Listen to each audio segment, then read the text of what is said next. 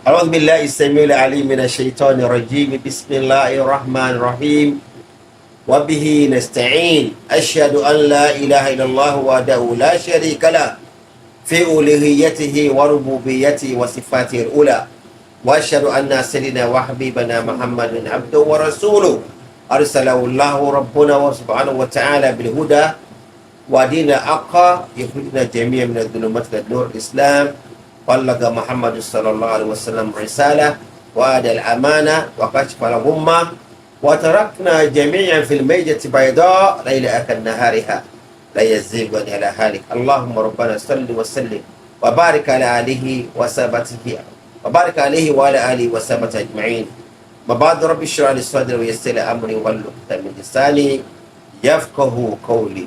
السلام عليكم ورحمة الله وبركاته. وعليكم السلام ورحمة الله. Alhamdulillah, we thank Allah subhanahu wa ta'ala. We glorify Him and appreciate His mercy upon us. We appreciate His rahman upon us. We appreciate His favor upon us. We appreciate that He considers us to be people worthy of being created as human beings. He has honored us so much, creating us as human beings, and blessed us indeed with the greatest of blessing, and that's the blessing of Islam. Alhamdulillah Rabbil Alameen. And then Allah subhanahu wa ta'ala in His infinite wisdom too decided in His mercy to give us good health, to be able to be alive and intellect. Alhamdulillah Rabbil Alameen. We thank you so much, Allah, for all this mercy of being a human being, of being healthy, of having the beauty of the gift of Islam, and being able to abide by your rules and regulations. For these are the things that are going to benefit us. We thank you so much, Allah. Allah accept our appreciation, accept our eulogies, accept our praises. We ask Allah subhanahu wa ta'ala, after testifying to His oneness, we testify to the fact that you are our creator, and you are the one that sent down the religion of Islam. And you have not only done that, you have sent it to us the book, which will be our guide. And not only send the book, you send a messenger who will explain these books to us, such that we will understand who you are, and we'll be able to worship you, be able to worship you, and walk in your ways, such that all that we are required to survive in this world is the idea in these books. And the methodology of abiding by them are given by the messenger of Allah Muhammad sallallahu alaihi wasallam. You have set the questions because you are created to be tested. But the questions that you're going to be asked, you have given the questions for us. At the same time, you're giving us the answers. These are the answers. So both the questions and the answers have been given to us. So it is left to us that whether to read the book and read the questions and understand them and answer the questions the way it should be answered. That is where the test for human being. The questions are there. The answers are there in the books. The lecturers, the guys are there. They know this is the answer to this, this is the answer to this, this is the answer to this. It's now left to us. Will we go and learn and stick to instructions, or we will not go? Or we have gone to learn and heard, are we going to answer the questions the way it should be answered, or we are going to be lackadaisical or careless about it? So such is the way of some people.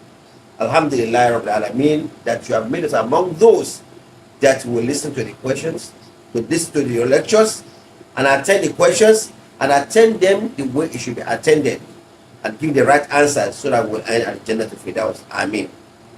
You have sent Muhammad sallallahu alaihi wasallam such that he leaves us on a plain platform that the nights of a believer, of a Muslim, is as clear as our days. In other words, there's no ambiguity in what? In our lives. Alhamdulillah Rabbil Alameen. Allah bless Muhammad sallallahu alaihi wasallam and his household and companions, and those who stand by him, and those who actually take over the religion from him and keep on preaching it and preaching it and preaching it until it gets to us, and our scholars too, our teachers too, our instructors too, our mentors too, who has made us to understand this book of Allah and abiding by them. Allah make us among those that even when we are gone, there will be people too who will learn from us and be able to impart knowledge to other people. Brothers and sisters, assalamu alaikum. We thank you so much. That is good you have actually asked this question. And that's what should have, because the first should have been that, well, because you started by saying, preventing a child from coming to the world. Must we prevent a child from coming to the world? Must we kill a child? Because a child that has been destined to come, why should you prevent a child from coming to the world? You are not the creator of the child. You are not the one to feed the child. You are not the one to put it. But Allah said clearly, وَلَا تَقْتُلُوا أَوْلَادُكُمْ خَشْيَةَ إِمْلَاقٍ نَنَّرْزُقُهُمْ وَإِيَّاكُمْ. Allah said in two ways. وَلَا تَقْتُلُوا أَوْلَادَكُمْ خَشْيَةَ إِمْلَاقٍ نَحْنُ نَرْزُقُهُمْ وَإِيَّاهُمْ. In Surah Al-A'raf, in Surah Al-Isra, Quran 17, Allah made it clear. And don't kill your children for the fear of poverty. It is we that feed them and you. And in Quran 6, Surah Al-An'am, when Allah was telling about what has made, impermissible to us, said, "La taqtulu awladakum." Don't kill your children for fear of poverty.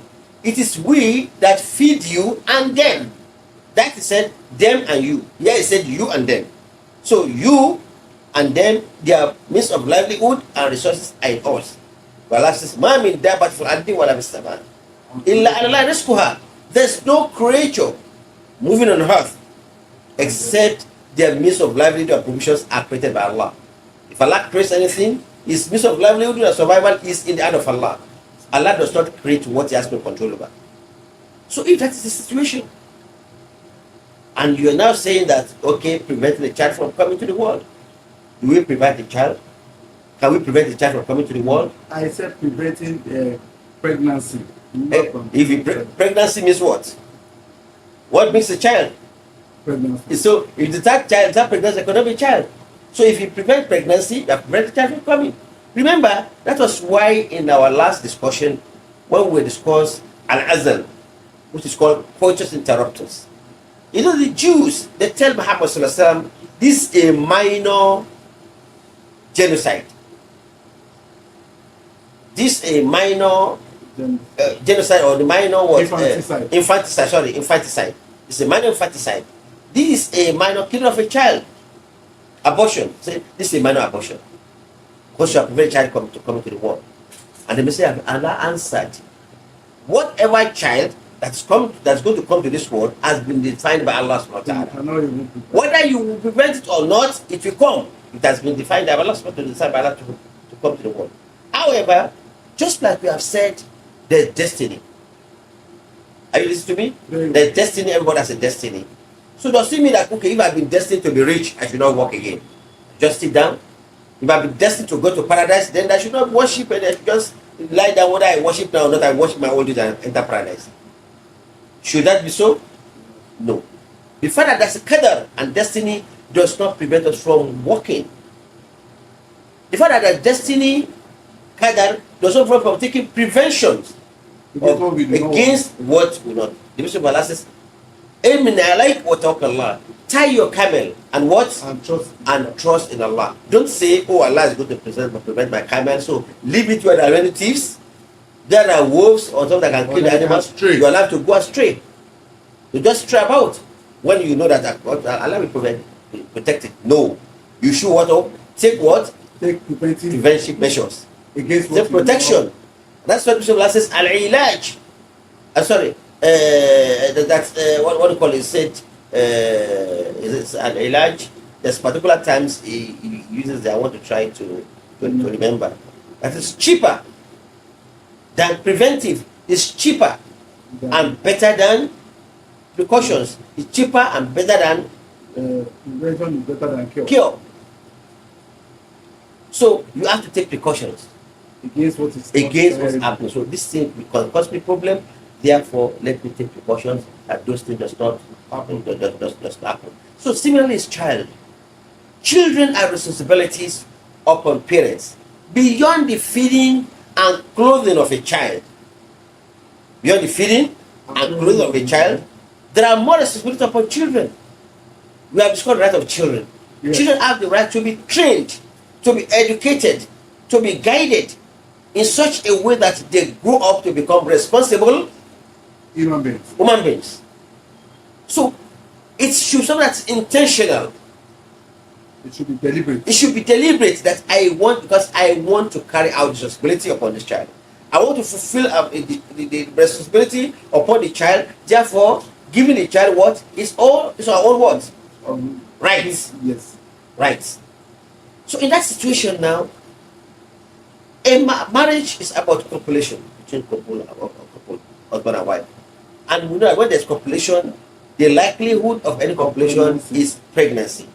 And the result of pregnancy is children. And when children comes, there's a responsibility upon you to take care of them, to be available for them, to take care of them. So if you are not going to be available, your resources, you are not going to be available. You don't have the time to nurture these children well. You don't have the wherewithal to train them well. Don't bring these children to the world and constitute what? A nuisance into the world. Today we have many children, many children. You go to the parks. You go to when there's a riot, when there's a chaos. Whom do you find there? Children of people who have shacked their responsibilities.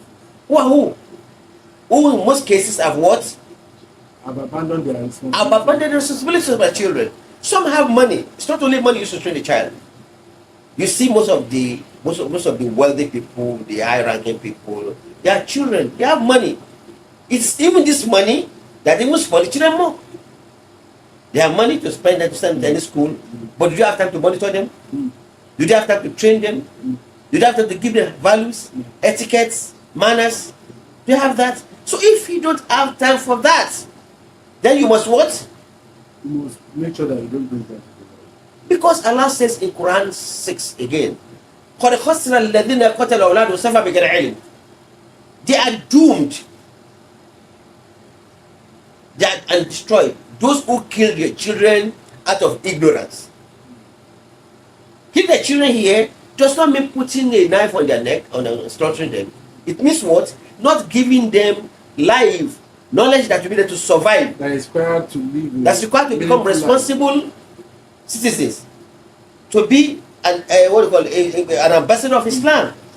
The reason why we have children, the reason why we have children is to train them to become better citizens by being good Muslims. That will live a good, a decent life. That will be able to correct those who are going wrong. Because they are the guided one. But when this one are brought to this one, it's not now guided. How will he guide other people? It can become a menace to the world. It becomes a menace to the world, and it has to be misguidance. And that is why it is a responsibility upon every Muslim to ensure that the children we have, we train them, we create time to train them in the cause of Allah. For the mother to be able to have available to breastfeed them well, take care of them well, so I become responsible. If we cannot now do this, yet a man and a woman, husband and wife, they must what? Copulate. And the result of this can be child. And that is why the companion asked the Messenger of Allah, like we said last week, that, I want to cooperate with my woman, but I don't want her to be pregnant. He said, well, you can do withdrawal. Withdrawal is what? It's not a natural means of preventing a child from coming to the world, which is called family planning. It's a child spacing. That's what we call it, child spacing, and we have family planning. Child spacing is okay. I have this child now. I want to breastfeed this child for 2-3 years. I want him to grow up and strong enough and energetic enough before another one comes. So you want to space the child. Want to space the children. And to space it now, it means, and the pregnancy does not know anything about spacing, it does not concern that one. Once it's ovulation and it gets in, it sticks, and the child comes. And you don't want this one to disturb the other one from growing. The existing one, the child that's existing, it's not existing. So the one that is just coming, that you know what's going to become, we don't want to destroy what is existing. And that is why in Islam it's permissible that if a child and the mother are both at danger of coming alive, it's better to allow the child to go and keep the mother, because that's already existing. And that's a role to play in the world. So that's the situation. So in that situation now, it is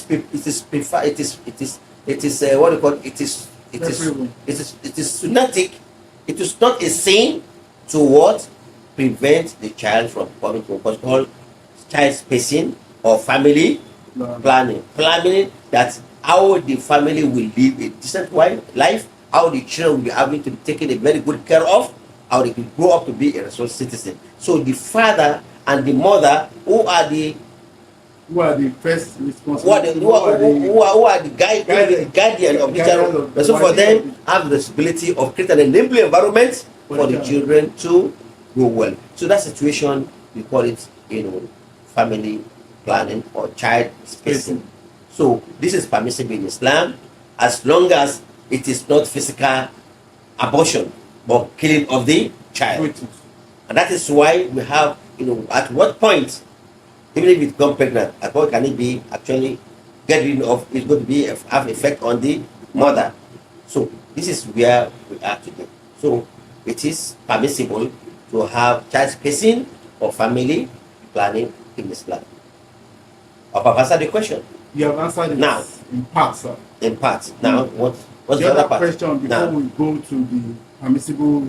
I want to ask, can a person decide, or a Muslim, sorry, decide that I'm not going to have more than 3 children, in line with what we have just enlightened us about? Yes, some scholars say yes. Some says no. You don't define, you don't decide for Allah. Allah has given children, the children must come out as soon as they can. But then the say no. You can actually, because Allah has defined what's going, whether you want to prevent or not. If you're going to come, despite your prevention, it's going to come. So therefore, prevent. Attempt to prevent. Attempt to prevent. If Allah wants to come, your prevention cannot stop it. But you have not, at least I've taken my care to say that it's what I can take care of that I want to come to the world. However, Allah has caused this one to come. So in that situation, it is permissible to do that. Okay, I want to have, but it's not that Allah has blessed you, you have wealth, you know, so I'm going to only have only 1 child or 2 child. No. Allah has blessed you. Have more and make effort to train them to become successful and add to the ummah of Muhammadu sallallahu alaihi wasallam. That's why it says, Tasawwaju al-walud al-wadud. Marry the childbearing women and who are listen to you. So, but the childbearing women who are listening to you. So, it is not just marrying one that cannot have children, but no. Islam wants us to have children, so as to, have those who will be commanding what is right and forbidding what is evil and upholding the justice of Allah on earth. Is that clear? Very much. Now, I apologize for digressing a little all this while. Now to the business of the day. We, like last week, you took us through the issue of coitus interruptus. Are there other means of child spacing that are permissible by Islam? There are many means of child spacing. Virtually, those that are temporary are permissible in Islam. We have temporary and we have permanent. If it is temporary, it is permissible in Islam. It's called barrier methods, or natural methods, or hormonal methods. All these are temporary prevention. But tubal ligation, are you with me? I want you to a little bit, expatiate on the barrier method. Reason being that some of our women may not even understand what the barrier methods are. And they will now be speculating. You have to prevent speculations and doing what is wrong. Yes. The barrier methods, it's what we call barrier. Preventing the egg, the semen, into getting to the egg. So we put a barrier between the two. Okay. So we don't allow the sperm and semen. So for a male, we have both male and we have female. So a male uses maybe a condom. Condom is what a male uses, which a man uses on his own, genitals, or penny genital, which a man uses, so that the sperm that he releases, or the semen there does not get to the woman.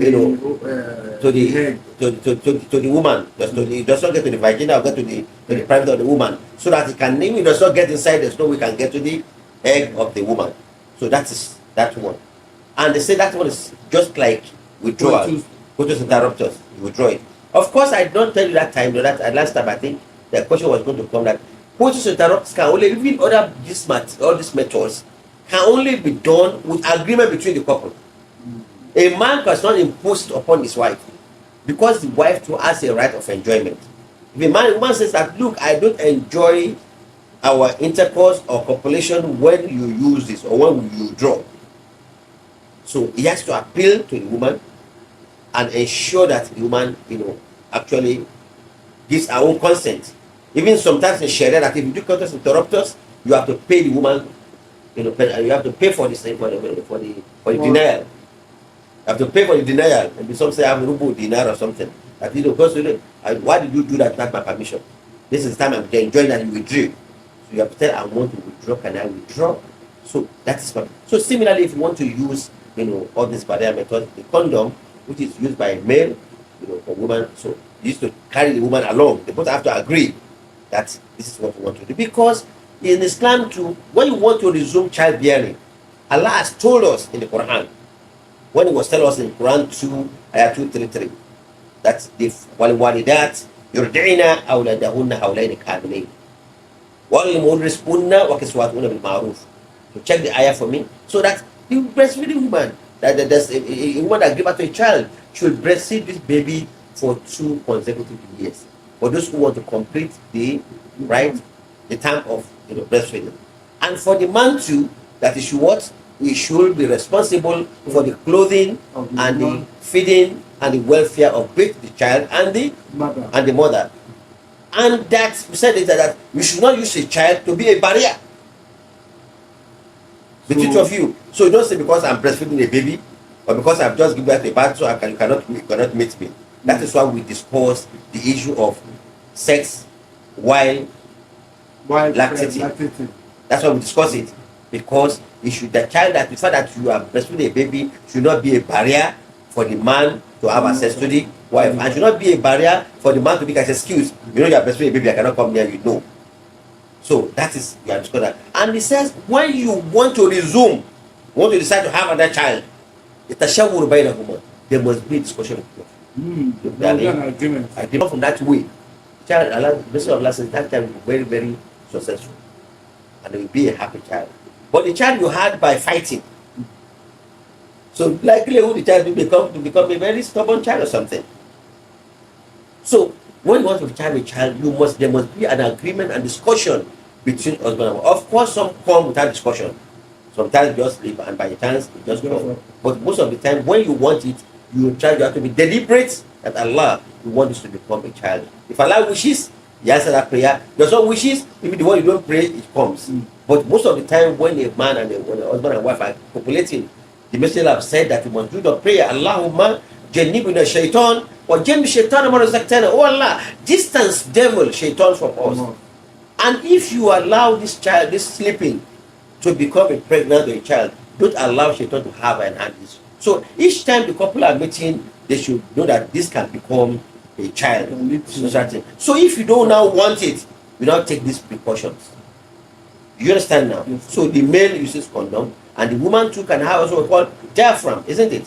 Or female condom too. There's a female to have their own condom, which they insert into their own private part. So it is permissible for women to use. A woman does not use a condom or a diaphragm without telling her husband. There was nobody, because they may not have a full feeling. So the husband too must be consulted. There must be discussion in all this that you use. So it could be male condom or female condom or diaphragm, which is we also have called cervical cap. Cervical cap is just like a small thing that just like you have like a disc pills. Imagine contraceptive pills. Okay, the man and woman have just slept together and they never used any preventive, and they felt this might be like my ovulation period. So such a piece are there that can be used to prevent it, so that it destroys the egg, whatever it's going to be. So such one, all these ones are permissible because the egg has not, the egg has not been fertilized. So that is called permissible one. So they also have hormonal injections. Hormonal injections can also be there that they give to the woman maybe periodically every 3 months, or every 2 months, every 1 month. It depends. So which can go to the medical doctor, they tell you kind of different family you can take between husband and wife. Both of them must agree on this. I hope that answers your very much. Yes. So a person cannot just decide to do it without, for instance, a woman, if a woman feels that she already has enough children that she can take care, yes, but the husband insists that he can. This actually happens sometimes between couples. of course, The man, if he discovers, feels the woman has been disloyal to him, yes, so she goes behind his back to take like the diaphragm or the injections that they come back every 3 years or to renew. yes. So how is that? That is not permissible in Sharia. You need to carry the man along, except now that the man is irresponsible. There are some men that they are, but they're not responsible. They're not ready to discharge responsibilities upon their wives and children. So the woman feel that all the bodies comes only on me. I give birth to these children, everything. So in that situation now, it's permissible for the woman to take some precautions. Maybe I take some pills, which will not have an adverse effect upon her in future. Because a woman must also understand that, okay, I've married a man now. If things does not go on well within us, and for instance, that you divorce me in future, if you have used something that destroy your womb or anything, and you remarry, you're going to have something to blame. Yes. Well, I tell you, look up. Because you don't know what to You don't know what's going to hold. So women should be careful too. So my husband is not responsible. It's not this. It's not that. He may not be responsible. But because I don't have to be responsible because he loves you now. He loves you. So for any reasons, maybe something happens and he divorces you. If he divorces you and you're not remarried, and the person you have remarried still wants children, possible in Sharia, if you actually maybe you are still nursing a baby and you want the baby to go well before you do, or for one reason or the other, you don't have time now, your job or your husband is not available, you are the only one responsible for taking good care of these children. Maybe he's going to travel and you are going to have so much burden upon you, going up and down and still working and doing and that. So those kind of things, that situation, which is permissible. And before you take that decision, both of you must have seen a good Muslim scholar or counselor or medical good Muslim doctor that will advise, okay, it is permissible. It's not only you that decide whether it's permissible or not. You need to seek the opinions of scholars, or guidance of scholars or medical practitioners who are conscious of their religion, who knows the implication of 3 wives must have so many children. Said no, it's not. No, nobody is crazy. How much will you be earning? So they went and met the gentleman, and they asked the man, "How much do you earn?" He said he was earning from no income. And how many wives do you have? The man already had 4 wives and 22 children. So if a woman is married to such a man, can she undertake a family planning without informing him? Of course, because to get the man is irresponsible. You don't bring a child to that cannot take care. But truly, it's a lot that fits. Except you have a system that, okay, the system is not take care of the children. Maybe you just give children. There's some environmental circumstances or community that okay, we have the population is low, and we want to populate the population. So you allow men to get, but the system, be the government or the system or the Muslim Ummah, take care of these children from birth. They take them to school, educate them, train them, make sure they have good Islamic background, and put them into different social welfare, and then treat them to different professions. Such thing happens some areas in Egypt or something like that. You just give child. The parents just did it, and then once you just give birth to a child, the government take it over. And they nurture them that this one will do medicine, this one will do engineering, this one will do aeronautic, this one will do different courses. But train them from the beginning. The parents will give them, and the parents will have access to them. They will see them, but the actual train they're taking. In such situation, there's no problem. Children must be taken care of. They must be taken to be responsible. You don't make them to become armed robbers. You don't make them to become kidnappers. You don't make them to become, bandits, because they have no means of livelihood, and they also want to enjoy their life. They want to eat. They want to drink. So they want to wear good clothes. They want to live. And see people having money. So they felt these are the people that make us have money. So as a result, they, try to destroy them in future and destroy the system. Because the parents, how do you have how can you have a man that's anywhere below 30,000 or 30,000 minimum wage, and have, you know, 4 wives and 2 children. And then 2 children. Even if the wives are working and supporting him. And to take care of this thing It's easy for them to become beyond the money. What of the time? Do you have enough time to actually monitor these children? Because training of children is not only limited to money. You must have physical time to discuss that one. The time must be there to monitor, to nurture these children to become responsible citizens. How about the space where they are going to live? So the space they are going to live, where do they live?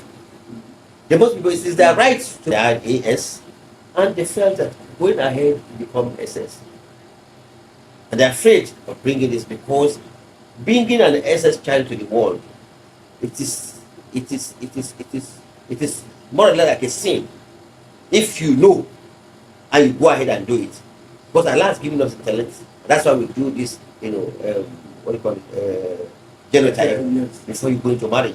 That this is likely going to come. It's going to affect the child that's going to come. You don't make the child to grow up well, to live a happy life. Every time you be in crisis and crisis. If it happens by mistake, well, I don't know, we don't know, then we're going to find the problem. But when you know and you go ahead and produce this, it becomes, you know, a sin. Some scholars say it's haram, some say it's makruh.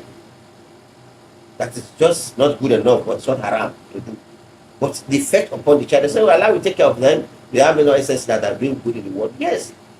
But a strong believer is better than a weak believer. المؤمن القوي خير من مسلم ضعيف. الوقاية أرخص وسن العلاج. Prevention is cheaper and better than cure. So you can take precautions so that does not come. That if the child now comes every day, crisis, you don't have time to do your business. Making like a trial for the child and trial for yourself. So why not you prevent it? Taking precautions and Allah has to come, that case, well, I tried my best to prevent this to happen, but well, Allah's destiny, that is a different thing entirely. I hope I'm clear. Very much so. So, what advice do you have for couples, you know, with respect to having children they can take care of? Because there are just too many children in the world. Some people believe that you can't even say you know, even child spacing, they are against it. They say, because I know of, I used to have an uncle, sorry to say, and he never believed that you can even space children. Said Allah will take care of them, whether you have 20 or 30 or whatever.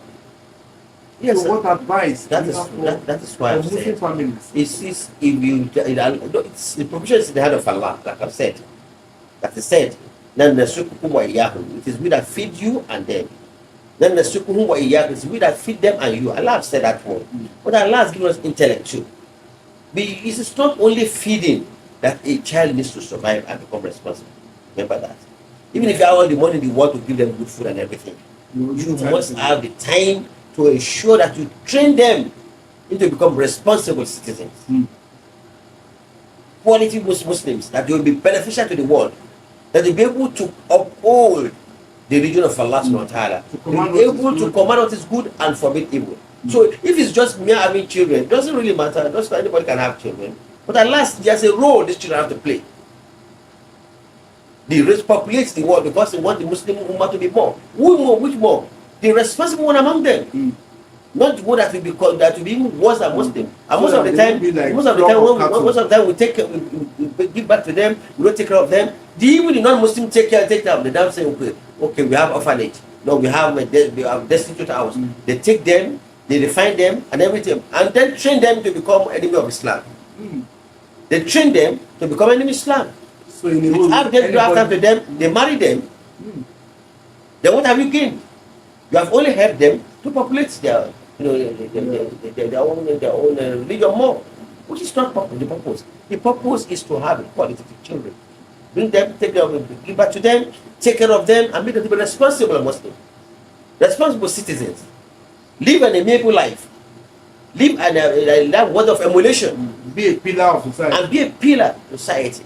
People that correct and say a good standard. And that is what Allah wants from us.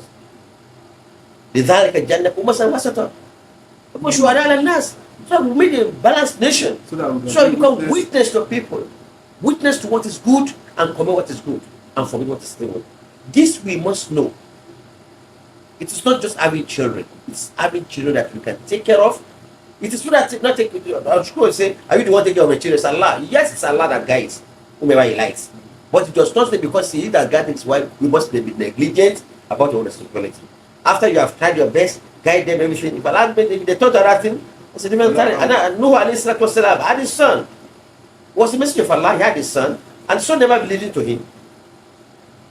Our forefather Adam had his children, Kabil never listened to him, but he tried his best by preventing Kabil from doing what he's doing, but yet he was adamant. In that situation, it is not the fault of the parents. Allah said, "Oh, it is me." And that's why when Noah was saying, "We know ibn min halik," I said, "You know, this is min halik. My sons among my family. Allah, he's not been saved. He's been wrecked." I said, "No, this is not part of your family because that's failed to listen to the word of Allah. Your family is the one that listens to the word of Allah subhanahu wa ta'ala. So we have to bring up children such a way that they will listen to the word of Allah and they will be able to what? To command what is good and forbid evil, and maintain justice on earth, and maintain stability on earth, and make the community to be better, to be sane, to be better. That is what Islam expects from us, and that is why marriage is worship. Marriage is an act of worship, it's an act of ibadah. We worship Allah through our wives. We worship Allah. That's why even say when you cooperate with your wife, the messenger of Allah say what? You're going to be rewarded. And they ask you why? Are we not enjoying? Say you are enjoying yourself, but because you are enjoying the right way. If you are enjoying yourself with the lawful one. If you have done the same thing to a wrong person, it will have become a sin. So you can have a child. When you have a child through a legal marriage, according to the Sharia, and you train this child to become responsible, you get reward for having these children. And that is what the Surah says. When a person dies, all these can come to an end, except of three. إذا مات ابن آدم انقطع عنه كل عمل إلا من ثلاث. When a man of Adam, son of Adam dies, all this comes to an end, except of what? Three. العلم ينتفع به وصدقة الجارية والولد الصالح يدعو له. One of them is a righteous child. It's only a righteous child that will pray for you when you die, that will make your goodness to continue, that will make you have more rewards when you are gone. It's only a righteous child, a child that you have given birth to and trained in the word of Allah. And trained, it could be any discipline, it could be a medical doctor, it could be anything, a halal business, it can be that. But with that, he is conscious of Allah's. He's conscious of those acts, using those. He's conscious of Allah's rights, and he worships Allah. So that in that situation now, such a person will be beneficial to you when you are gone. Otherwise, you have just given birth to a nuisance that will be constituting nuisance. Nuisance on earth. When you die, you'll be getting more sin that the father that gave birth to this gone, and you'll be any sin from what you have left behind. So, brothers and sisters, we should be conscious of the fact that we should give birth to children, but children that we know will be able to train to become responsible Muslim, responsible member of society. A responsible society is the one that knows Allah and fears Allah and worships Allah, not the one that's just rich or is just influential. No. I mean, using his riches to even be to petition and to cause petition to the community. But a conscious Muslim, if Allah gives him wealth, uses the wealth what? To better the community, the ummah. He uses the wealth to better the ummah and to worship Allah. And that's ibadah. He gives him knowledge, uses knowledge to better the ummah, and becomes ibadah. He will do health, and whatever Allah gives to him, he uses to worship Allah subhanahu wa ta'ala by bettering, by making the environment, the community to be a better one. This is what Islam expects from us, whatever He has given us. So, and that is why children is part of them. They are part of our tribulations. And we must ensure that we ensure that we